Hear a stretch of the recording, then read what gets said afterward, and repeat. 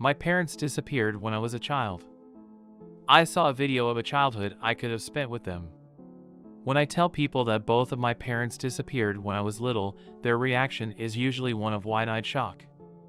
They say, "Tell us more," like they expect the story to be some dramatic true crime mystery. I didn't ever think it was. I don't know very much about my mother and father. I know that when they vanished, my mother was 21 and my dad was 23. I know they weren't married, and I don't outright know, but I'm pretty certain I was an accident. They lived in an apartment my grandparents paid for. My dad worked as a security guard at the hospital while Mom stayed at home with me. My parents were only with me for the first 7 months of my life. Nobody knows exactly what day it was that my parents vanished. Only that on the 2nd of September, somebody walked past our apartment, heard my screaming, and called the cops for a welfare check. The police arrived and discovered that I had been left all on my own.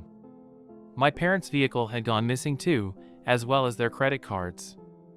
They hadn't taken their passports, any toiletries, or any change of clothing, so it didn't appear they actually planned on running away altogether. They found out that my dad had missed work 3 days in a row, and there were dozens of unanswered voicemails from his job on our answering machine. I became known as the miracle baby because I survived 3 days on my own. I was probably filthy and had the mother of all diaper rashes, but all the same I was alive and managed to scream so hard that somebody found me. It was pure dumb luck that somebody heard me through the door of that locked apartment. The local press pushed my story for a couple of months and implored people to call in any sightings of my parents. Several searches were conducted in nearby lakes for my parents' car. At the end, it was back to square one.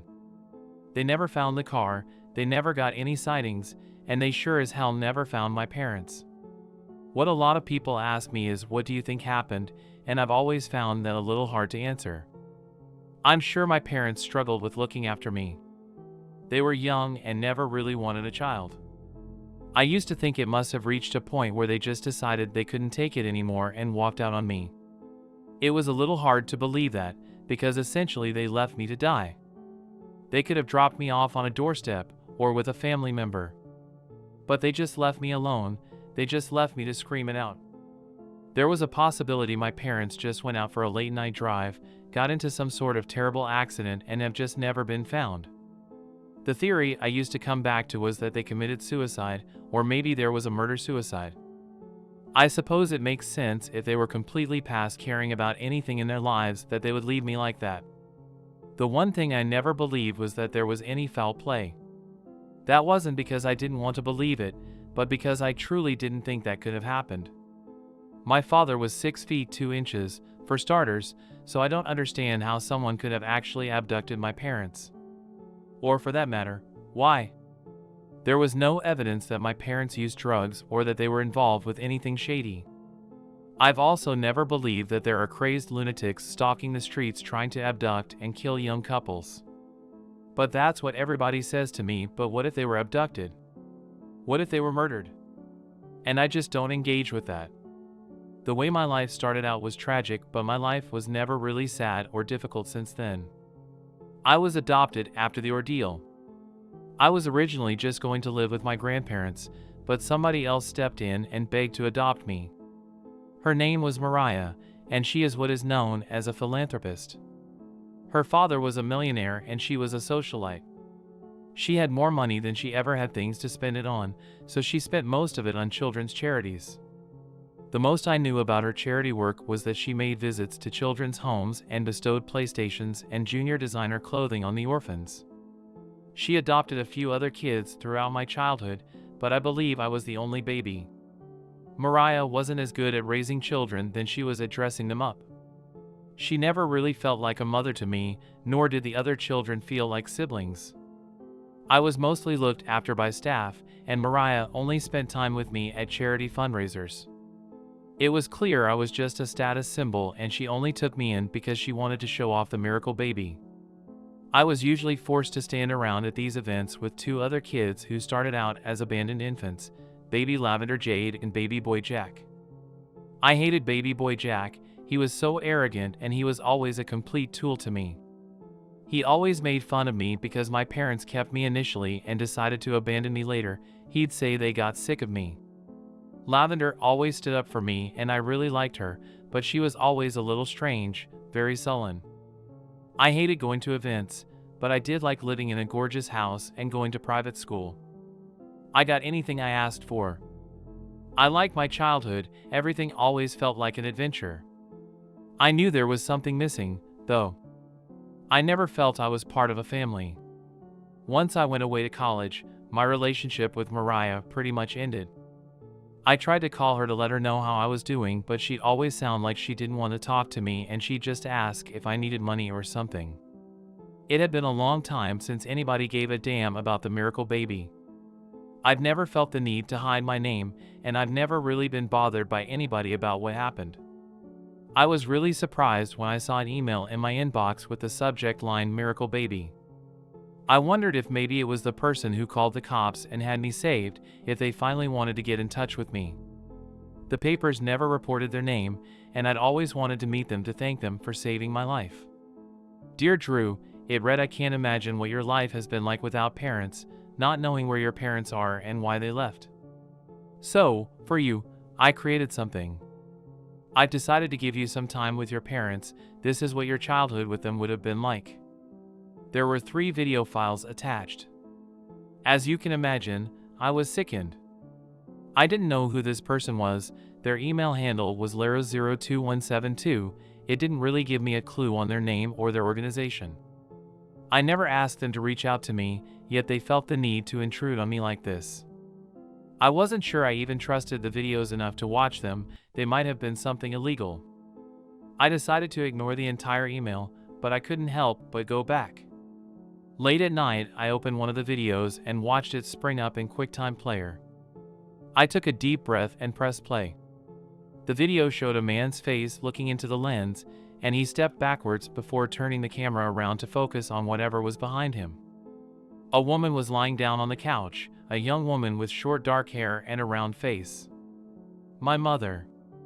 I put my hand over my face. I'd seen the pictures of my parents tons of times.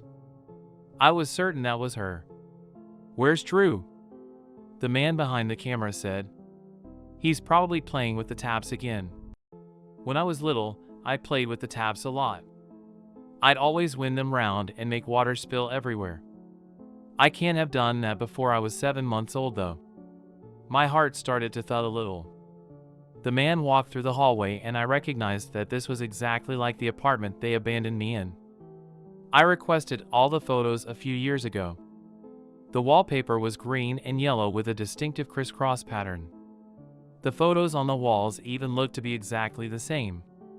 If this video wasn't real, they replicated the apartment perfectly. The man opened the door to the kitchen and a little boy was standing over the sink, turning the taps at his own free will, laughing away. He looked to be about 4 or 5 years old. "You stop that, you little menace," the man said jokingly. The little boy turned his head around and grinned. He was me. That was exactly what I looked like at that age, even down to the freckle under my nose. I put my hands over my face completely.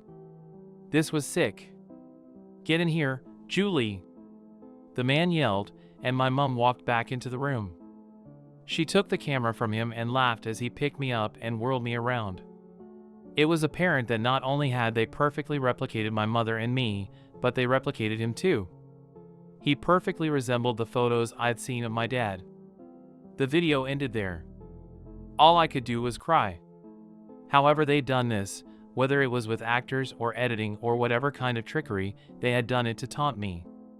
They'd gone through all this effort just to remind me that my parents were gone. I didn't understand how somebody could be so sick. Maybe they wanted to make me feel better like they said. They must have known this would hurt me. A part of me wanted to get angry and lash out at whoever sent me this, but another part of me wanted to see more. I had never seen my parents in motion. I'd never heard their voices. I knew it was all fake, but this was probably the only chance I'd ever have to know what my parents were like. I opened the second file. Once again, the video started with the cameraman filming towards the sofa. My mom was sitting on it and I was sitting next to her.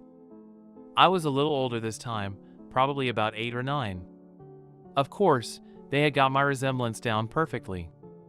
I suspect they found footage of me at a pro-life rally with Mariah as a kid and trained some sort of AI with it. This one was strange. Both my mother and I looked slightly uncomfortable. My mom's face was red and shining with sweat, and there were dark circles under her eyes. I kept scratching at my scalp and chewing my lip. For a while, the cameraman filmed us as we sat in silence. I assumed it was my dad filming, but my dad walked into frame. He stood in front of us and stared directly at the cameraman as if he was waiting for direction. Dad looked a bit different than he did in the first file. His cheeks were more gaunt, and he also had dark circles under his eyes.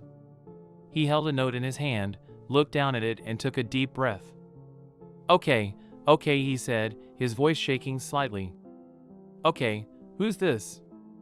Dad stretched his arms out and started doing a bizarre dance. He jerked up and down awkwardly, waving his hands around. With no music, you could hear each shuffle he made against the ground. Michael Jackson? My mom asked. No, Dad said. He started swishing back and forth more rapidly. His eyes were so wide the whites of his eyes looked like two giant marbles. Oh God, Mom said, putting her hand over her face. MC Hammer. The version of me in the video called out. Dad stopped and took a deep breath of relief. That's right, he said, with an awkward forced smile. He stood there blankly as all three of us remained silent. The video ended there. Now, I knew about the rule of thirds. The first video was okay, the second video was slightly unnerving. I suppose the third video I was sure would be something horrible.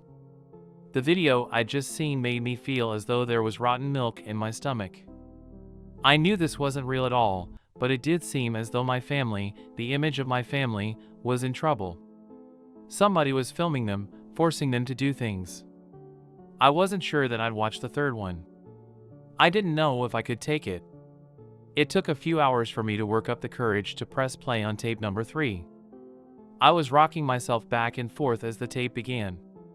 The last video was filmed in the kitchen. Only my mother was present. She was leaning against the counter and staring blankly into the camera. Once again, her face was red and a thin film of sweat on her skin was lit up by the camera.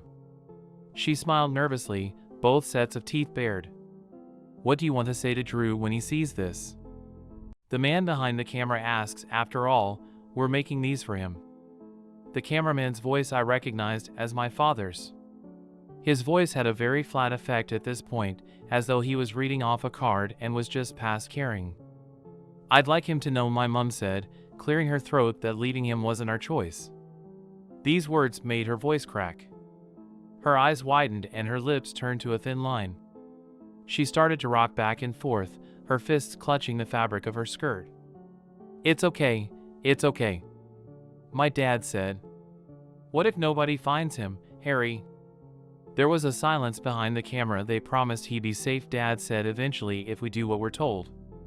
We might even be able to go back, We just need to cooperate. What else does he want us to say? Mom asked with a tone of resignation. True, my dad said behind the camera. God bless you. Wherever you are when you see this. I hope these tapes bring you some comfort. Mom and Dad will come back for you someday. Mom nodded in a kind of miserable agreement. She then held our arms out as though she was gesturing for somebody to come forward, but the video cut off. It was over then. I'd seen all 3 tapes. This was so utterly beyond sick that I considered calling the police. But instead, I watched all 3 again to try and pick them apart. I took screenshots of my parents from the video and overlaid them with the photos I had of them. They lined up absolutely perfectly. Then I dug up photos of me at the age of 5 and then at the age of 8. I overlaid them with screenshots of me from the video. The first boy lined up almost exactly, but the version of me in the second one did not. The boy in the second video didn't have the freckle under his nose that I have. He still looked exactly like me at that age and lined up in every other regard, but that was one detail the mimicker missed. The boy wasn't me. There was never any way the boy was me as it was. My parents had abandoned me as an infant. The boy was somebody else, someone who looked just like me. These tapes were made in advance.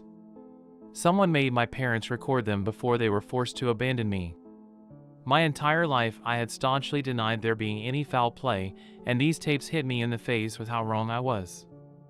I called the police right away, expecting this to be the thing that blew the case wide open. I let the cops take my laptop just so they could look at them. I got a call back a week later from a very bored-sounding copper who told me the videos were a hoax. He told me they determined the videos were only deepfake trickery and were not substantial to the case in any way. There's some sick people out there, but no laws were broken, he said. I couldn't believe it. What I saw was as real as it gets. I realized I was on my own, but that didn't stop me. I still had a truckload of evidence. I didn't need the cops. I went through each video again with a fine-toothed comb, particularly the second one. It was filmed by a fourth person, and obviously they were the one I should be looking at. I checked for any reflective surface so that I might see his face. I was stumped for a while, but then I remembered my mom's glasses. I paused on her glasses and really zoomed in. I put the screenshot through several programs to enhance it. I only managed to see tiny pixels that sort of resembled a person, maybe a pale blob with a little dark dot on top that I suppose was their hair. It was the best result I could get.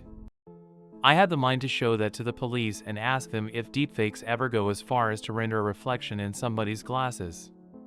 The other thing I was focused on was what my dad said. They promised he'd be safe. I never knew who found me. I had always been told that they wanted their name to be withheld, that they were just some innocent resident who didn't want to get mixed up in any of this. I'd long had a desire to meet them, thinking it was completely dumb luck that they walked past our apartment. I'd never questioned their story. It now started to seem a bit strange. They somehow heard me crying through the door when I was all the way back in one of the bedrooms. They just happened to be walking past my apartment. I went back to the apartment building to test how the hell that would have worked. It was a fairly small building with 3 floors and only 6 apartments, 2 on each floor. The articles had always pushed that since it was so small, people looked out for each other, hence why I was discovered at all. I was still alone there for 3 days, so they couldn't have been looking out for me that well. I didn't see why someone would just be walking past our apartment when the building was so small. That was another thing that didn't add up. Not one of the articles mentioned that the person who found me actually lived in the building. I went and put my ear against the door of every apartment. I couldn't hear a thing from inside, not even the slightest hum of a TV or a whir of a fan. I'd seen cars parked outside, so at least one of them was home. The doors were totally soundproof. There's no way they'd have just heard me. Whoever found me knew I was there. That was the only explanation. I had been curious about my origins before and requested all the files on my parents' disappearances. Every reference to the person who found me was scrubbed. It said they were determined not to be relevant to the investigation. It never referred to them by name, it never even confirmed if they were a man or a woman, it never even confirmed if they lived in the building. I didn't question it then, but now I wonder. The police might have been protecting them. My dad had referred to them, so I don't think it was just the one person who made them do this. I wondered if the police were involved. That was why they brushed off the videos so readily. That was why they hid this person's identity. That was why nothing had ever really been done. It was a little strange that I had been adopted by a millionaire too. My grandparents were originally going to take me in, but Myra and her team had persuaded them. They offered them a lot of money and showed them the amazing conditions I would live in. I wonder if they got Mariah involved just to stop my grandparents asking too many questions. I always thought she just coveted me because I was the miracle baby, but maybe there was something else in it for her. I called her and once again she had a confused and slightly annoyed reaction to hear from me. I knew that none of the kids lived there anymore and she'd more or less given up on children at this point. I didn't know what she did these days. "Mariah, why did you adopt me?" I asked her. There was a strange noise on the other end of the line, as though she was smacking her lips. I don't think you wanted to, right? Did somebody tell you to? Of course I did, she said, but she didn't sound quite convincing. You're the miracle baby. You didn't try to adopt baby Jack or Lavender Jade, though. Suddenly it dawned on me. I had been dragged to events with Jack and Lavender my entire childhood, and it never occurred to me how odd it was. We were all around the same age, and we'd all been abandoned as infants in the same town. Our town wasn't very big either, and it wasn't particularly high crime or high poverty. This is childish. Drew, what are you talking about? I adopted you because I wanted to. Right, I said quietly. I wasn't so convinced. I wish I could come around again. Well, you have a key. I'm away in the Maldives right now, but you can stay at the house whenever you want. I drove down to my childhood home almost as soon as the call was over.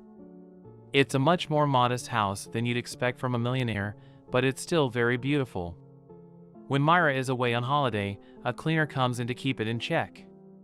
There were still cans of Coke in the fridge and expensive mints in a glass dish on the kitchen table. I went into Mariah's study, as I knew that was where bank statements were kept. She kept files on all her charity work, particularly the charity made in my name, the Miracle Fund. Jack and Lavender also had funds. I never knew exactly what these charities did for anybody though, or how much money they made. Come to think of it, the only thing I'd seen her do for charity was giving PlayStations to the kids at the children's home. You could say maybe the Miracle Fund was for my well-being, or for my college or something. But I'd never been told that. I'd always been told it was a charity to help other children. The statements were filed by year, going back to about 1990. I looked at the files from the year I was abandoned, 2001, to see if there was any proof that Mariah was bribed into adopting me. I found a form that was filed about a month after I was abandoned. It was a charity registration form for the Miracle Project. It listed it as a children's charity. They stated their aim as to help children who'd been orphaned to find a community. The founders of the Miracle Project were listed as Mariah, Paul Wilkie, and Lucas P. Arrow. I searched for statements in 1999 and 2002 when Jack and Lavender were abandoned. A baby boy Jack charity was registered 3 weeks after the date he was found by the same founders as the Miracle Project. A Lavender Jade Fund was registered just under 2 weeks after Lavender Jade was found. The motives were different. Jack's charity's aim was to help disadvantaged mothers through pregnancy, and Lavender's charity's aim was to create community outreach for troubled young girls. I searched through the bank statements and found over the years there had been many donations into these accounts, but not that much money had gone out. I saw that Mariah declared on forms that they had withdrawn money from the charity accounts and given it to the local children's homes. Allegedly, a small amount of money was put into a college fund for each child to get into when they were 18. The other ventures the charities had spent money on were apparently youth clubs and pregnancy support groups, but the budget seemed to be way over the top for that. I knew there was something fishy about it. I'd seen Mariah spend more on fancy holidays and expensive treats than anything else. It looked like Mariah and the two guys had only conspired to make money off of us. Nearly as soon as we were found, they found a way to milk us dry with fake charities. At best, you could say this was selfish and opportunistic, but I didn't think it was any opportunity. 3 abandoned infants magically show up in the same town, and 3 rich people magically erect charities immediately after they were found. I went to the library the next day and looked at the old archived newspapers.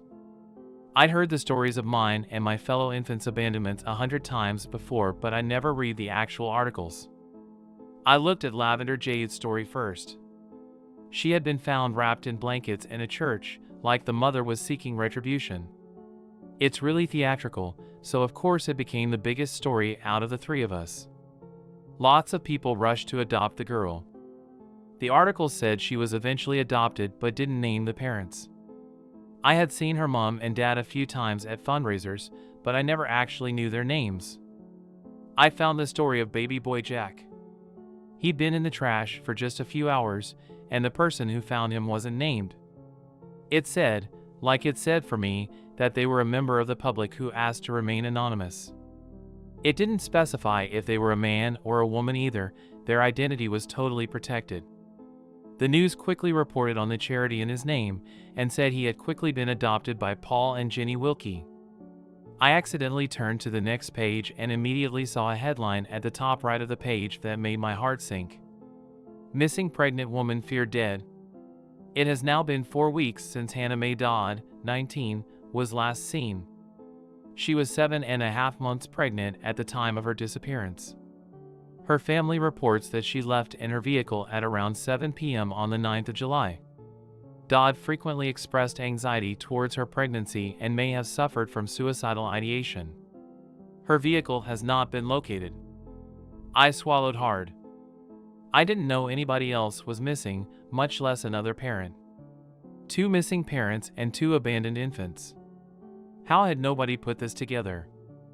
I suppose there must have been a third disappearance behind Lavender's abandonment, but I couldn't find a mention of another missing person before or after they found her. Maybe she was a coincidence, or maybe they covered it up so well that her parents were never even reported missing. I was certain now that there was a conspiracy to it. I mean, there was no way there wasn't. It still didn't explain the videos I was sent. My whole life I never bothered to question anything about my life or my parents' disappearance. I guessed maybe the videos were deepfake trickery, but why would anyone go through the effort? Did they want me to know the truth? I looked at the email address that sent me the videos again, Lyra02172. I didn't think to email them before. I had this stubborn idea of not giving them what they wanted.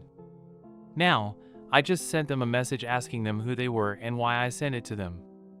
They eventually wrote back, "You deserve to know the truth. You were the only one of us who knew who your parents were. You went your whole life thinking they walked out on you. So are you saying these videos are real? These are actually my parents? This is actually what happened.